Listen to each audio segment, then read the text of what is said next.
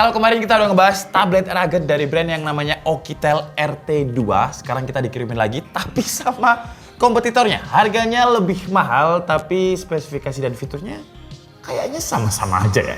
Jadi perkenalkan, ini adalah Hotwolf R6 Pro.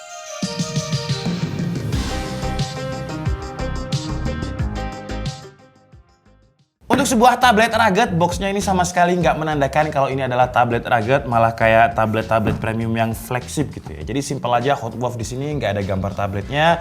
Selling point-nya cuma 10,1 inch, Android 12, tapi harusnya di bagian belakangnya juga polos ya, di bagian sini. Di bagian sini kalau kita lihat dia pakai octa-core prosesor. Wah, jadi ini dia pakai chipsetnya itu chipset Kirin 2018, sebenarnya chipset yang lama, yaitu MediaTek Helio P60. Terus RAM-nya 8GB, memori internalnya dari 128GB. Kameranya juga sama dengan yang Oukitel kemarin. Jadi depan belakang itu 16 megapiksel, displaynya 10,1 inch. Baterainya kalau yang kemarin itu kan 20.000 mAh ya. Itu kalau kita lihat kemarin harganya sekitar 4-5 jutaan. Ini harganya 5,9 juta.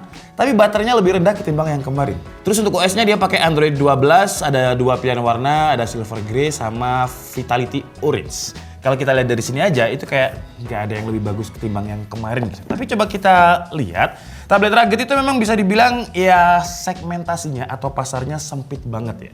Karena kalau di harga, contohnya ini 5,9 juta, di 6 jutaan kita bisa dapat Realme Pad, Xiaomi Pad, Huawei Mate Pad, itu udah spesifikasinya udah lumayan bagus. Quad speaker, terus bahannya dari aluminium, metal, terus screen to body rasionya lebih gede. Cuman, karena tablet rugged itu memang ditujukan untuk pekerja kasar, contohnya kayak kontraktor, terus dikerja di tambang, kerja di proyek, Rizky Bilar. Rizky Bilar itu kan juga pekerja kasar ya. Wah, Smackdown. Itu tadi sisi positifnya, jadi dia bisa dipakai di pekerjaan-pekerjaan kasar yang ya kalau misalkan chance untuk tabletnya jatuh, terus kejatuhan batu, kejatuhan besi itu masih aman. Coba kalian pakai Realme Pad, Xiaomi Pad atau Mate Pad-nya Huawei ke pekerjaan kasar, dia jatuh, desainnya yang bagus itu bakalan sayang banget gitu. Makanya ada tablet rugged yang memang ditujukan untuk pekerja-pekerja kasar. Wah, desainnya coba kalian lihat ya. Mirip Black Shark gak sih? Jadi kalau dari bagian belakang ini dia kayak mirip HP gamingnya Black Shark ya. Dan ini lumayan berat. Di sini ada logo Hotwolf. Di sini ada kayak semacam pintu spaceship gitu. Yang ya dia mirip banget dengan Black Shark. Ini kan kameranya cuma satu aja, tapi ini kenapa dia ada 3? Wah, ini kayaknya cuma LED flash dan ini hiasan aja. Jadi kameranya cuma yang tengah ya, 16 megapiksel. Tapi seakan-akan triple kamera. Suka bercanda emang orang-orang. Tapi ini kita bahas nanti aja, kita taruh sini dulu dan kita coba lihat di dalam paket pembeliannya ini ada apa aja. Kita dapat kabel stream, jadi USB-C to USB-A seperti ini. Terus juga kabel chargernya ini juga USB-C to USB-C to USB-C ternyata ya. Udah kabel-kabel yang biasa dipakai di smartphone flagship lah. Terus kita juga dapat strap, sama juga di Oukitel RT2 kemarin kita dapat strap untuk ditaruh di bagian belakangnya. Nanti kita pasang dan kita demoin. Terus kita juga dapat baut backup. Nah, gunanya baut backup ini kalau misalkan suatu saat yang di sini ya, yang di sini ini rusak, kita bisa ganti dengan yang ini. Terus kita juga dapat obeng, cuman obengnya ini kayak penting gak penting sih ya, karena cuman untuk nyopot itu tadi. Tapi ya lumayan lah buat obengin yang lain. Terus kita juga dapat adapter. Kalau yang kemarin si Oukitel RT2 itu ada di 33 watt. Kalau ini dia cuma ada di 20 watt ya. Jadi lebih rendah ngecasnya. Kemarin aja lama banget, apalagi ini lebih lama. Tapi harganya lebih mahal ya. Kita coba lihat nanti fitur-fiturnya ada apa aja. Terus ada user manual dan ada SIM ejector. Jadi dia support juga dengan dual SIM. Sama sih ya, kemarin itu juga support dengan dual SIM. Nah, jadi kira-kira seperti ini kalau misalkan strapnya ini kita pasang. Jadi kalau misalkan kita lagi di proyek, nah ini kan kita bisa pegang dengan satu tangan aja ya, tuh. Dengan gampang. Jadi chance atau kesempatan dia untuk jatuh itu lebih minimal lah. Tapi kalau kayak gini nggak begitu berat. Kalau misalnya kita bawa gini lumayan berat. Tapi saya penasaran sama bobotnya. Jadi kita coba timbang dulu. Dan untuk bobotnya, wah dia lumayan ya. Dia 1 kilo lebih dengan 1012,6 gram. Ya saran saya sih mending kalau kalian memang kerja kasar, ya harus pakai strapnya sih ya, biar ini lebih ringan ketimbang kita harus bawa kayak gini-gini.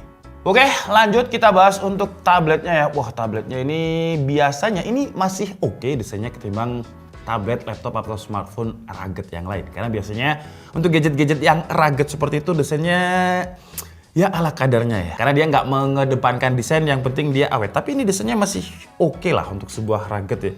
Jadi masih ada aksen-aksen kayak gamingnya, masih ada looks-nya lah. Karena biasanya rugged itu cuma flat gitu aja. Terus di bagian samping kanan dia ada speaker, tak ada tombol power, volume up and down, dan nggak ada strapnya tapi ya, nggak ada. Jadi nggak ada lubang untuk strap. Di bagian sini ini ada lubang mic. Terus di bagian kirinya ada SIM card dan juga ada tempat untuk ngecasnya. Nah, kenapa dia dikasih rubber seperti ini? Karena dia memiliki sertifikasi IP68 Dust and Water Resistant. IP6, angka 6-nya itu adalah tanda di mana debu itu nggak bisa masuk secara 360. Jadi semuanya ditutupin seal seperti ini, air pun juga nggak bisa masuk. Dan untuk kodenya air itu ada di angka 8. Dan nggak cuma itu aja, kalau saya baca di websitenya, dia juga ada sertifikasi IP69K. Itu untuk High Water Pressure Resistance. Wah, jadi intinya harusnya aman dari segala cuaca lah ya. Terus ini ada speaker lagi, di bagian bawah nggak ada apa-apa, ini cuman wifi antena. Jadi sekarang coba kita nyalakan ya. Wah, sebelum nyala, frame-nya ini kelihatan gede banget, dimensinya 10,1 inch. Yang kemarin itu resolusinya udah di Full HD, tapi untuk Hot Wolf ini padahal harganya lebih mahal, sayangnya resolusinya itu belum Full HD ya, masih di HD+. HD+ 10,1 inch, kita coba lihat aja gambarnya kayak gimana. Terus di bagian sini, ya di bagian depan sini, nah ini ada kamera yang resolusinya sama dengan kamera belakang tadi, di 16 megapiksel. Oke, wah. Berat ternyata ya. Jadi tampilannya kira-kira seperti ini untuk user interface-nya. Ini udah kita update dia ke sistem yang paling baru. Nah, jadi dia udah Android 12, udah nggak ada update lagi. Sekarang kita coba chipsetnya ya. Sebenarnya chipsetnya kalau bilang baru juga nggak baru. Dia keluaran 2018. Dan kalau kalian carinya cuman performa, nggak butuh digunakan untuk di pekerjaan kasar, ya saran saya jangan beli tablet atau HP rugged lah ya. Karena kalau misalnya kita cuma cari performa, si MediaTek Helio P60 ini terlalu mahal untuk harga 6 juta. Kalau kita bandingkan dengan HP lain, itu ada Vivo V11, itu juga udah pakai Helio P70, harganya 2 jutaan. Jadi 6 juta kalau kita cuma lihat dari perspektif chipset, performanya aja itu sama sekali nggak worth it. Mending beli HP lain. Cuman sekarang kita coba lihat dulu gimana performanya MediaTek Helio P70 di casing yang segede ini dan seberat ini ya. Skornya lumayan ya. Untuk sebuah MediaTek Helio P70 skornya lumayan, jadi dia ada di 217.176. Untuk performa Geekbench-nya coba kita lihat. Single core-nya dia di hampir 300, multi core-nya di 1370. Terus kalau kalian tanya apakah dia throttle, kebacut sih ya. Kalau misalkan casing segede ini dia throttle, kebacut bahasa Indonesia-nya kebangetan lah ya. Dan hasilnya kalau kita lihat di sini dia nggak ada throttling, jadi di atas 80% terus ketika kita tes selama 30 menit. Terus untuk performa GPU-nya kalau kita lihat di sini, kita langsung di wildlife stress test aja ya. Saya pengen tahu stability testnya lumayan gede, 99,1%. Cuman gimana kalau misalkan ketika kalian di proyek, mungkin lagi jam makan siang atau lagi istirahat, terus gak pengen kerja pakai tablet ini, digunakan untuk gaming dengan skor Antutu 200.000, dia bisa nggak sih? Langsung aja kita tes.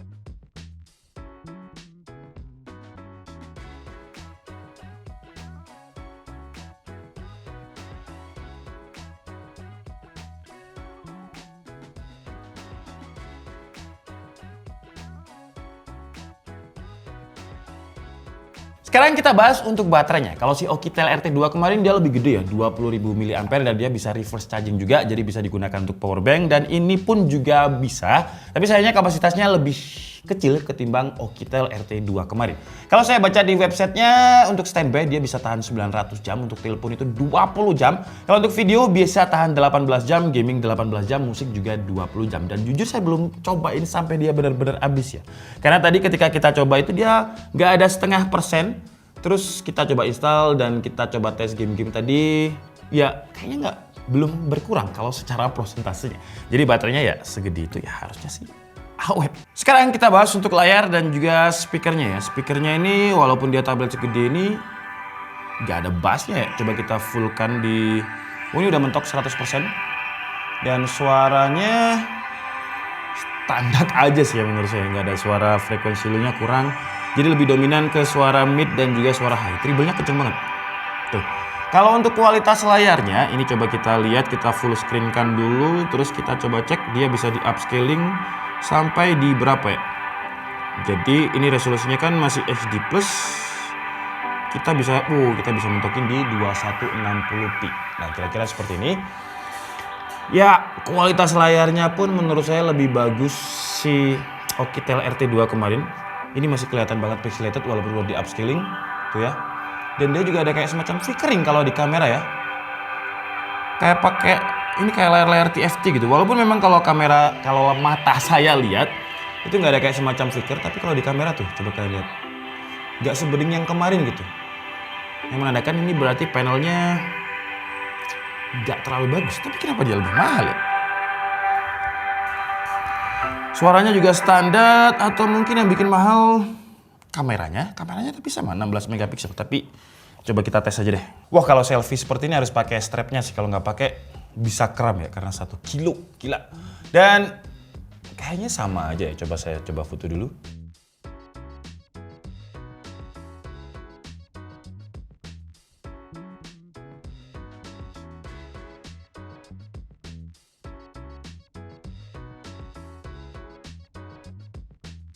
Jadi ini adalah kualitas kamera depan dari si Hotwolf R6 Pro. Padahal udah ada kata Pro-nya ya, tapi kameranya menurut saya biasa aja. Untuk harga 6 juta enggak banget ya, masih banyak. Kalau kita cuma ngomongin kamera, banyak tablet yang kameranya lebih bagus. Walaupun kamera itu di tablet bukan sesuatu yang ditonjolkan banget, tapi ini ya menurut saya benar-benar standar di harganya 6 juta. Di bawahnya standar lah ya, nggak pantas untuk harganya 6 juta dari sisi kameranya. Udah capek saya, sekarang kita coba langsung kamera belakangnya aja. Oke, ini adalah kualitas kamera belakangnya, sama juga resolusi 1080p, kira-kira seperti ini. Kalau saya lihat dari monitoring situ sih kayaknya juga sama dengan selfie kameranya tadi ya. Kira-kira seperti ini, kualitas mic-nya juga ini nanti pakai mic-nya dari tabletnya langsung. Kayaknya biasa aja, harusnya biasa aja, tapi kalian bisa tulis di kolom komentar. Jadi kameranya ini kalau digunakan untuk scanning dokumen, ya oke lah, cuman foto-foto objek aja, bukan untuk fotografi sih menurut saya masih oke. Kalau tujuannya cuma untuk kerja, tapi kalau untuk lebih dari itu, kameranya kurang banget. Tapi ada satu fitur yang nggak dimiliki sama si Oukitel RT2 kemarin ya. Jadi kalau misalkan pekerjaan kalian membutuhkan sarung tangan, biasanya kalau misalkan kita pakai glove sarung tangan itu kan di layar itu nggak responsif sama sekali ya. Tapi di Hotwolf ini, karena saya nggak punya sarung tangan, kita pakai kain microfiber aja. Dan kalau misalkan kita slide dia, tuh dia masih responsif gitu ya. Nggak delay kayak kita biasanya pakai sarung tangan. Bahkan ada beberapa smartphone dan juga tablet yang kalau misalkan kita pakai sarung tangan itu nggak bisa dipakai. Tapi kalau ini bisa dipakai. Udah, tapi itu aja fitur yang ditonjolkan di website dia. Jadi untuk harga 6 juta menurut saya setelah unboxing dan juga hands on ini dia lebih mahal ketimbang yang Oukitel RT2 kemarin. Lebih gede juga mereka baterainya ya. Jadi ya kalian bisa simpulkan sendirilah kayak gimana. Tapi kalau misalkan kalian memang carinya itu bukan tablet yang rugged, kalian carinya tablet yang bagus, secara screen to body ratio dia tipis, layarnya all screen, terus desainnya aluminium, ringan, ya bukan di tablet rugged sih ya. Performanya juga, ya seperti yang kalian lihat, performanya benar-benar pakai MediaTek Helio P60, chipset 2018 yang udah jadul banget. Ya tujuannya rugged ini memang sekali lagi untuk pekerjaan-pekerjaan kasar, contohnya kayak Rizky Bilar. Jadi kalau misalkan kalian pengen ngado mungkin temen, om atau ayah kalian yang pekerjaannya di bidang-bidang kasar seperti ini, kayak tambang batu bara dan lain-lainnya, yang chance untuk tabletnya itu jatuh, kejatuhan apa, itu nggak masalah. Ya ini bisa jadi referensi yang menarik sih. Cuman harganya kemahalan sih. Mending Oukitel nggak sih? Saya Nikes Tebedi and see you on the next video. Bye-bye.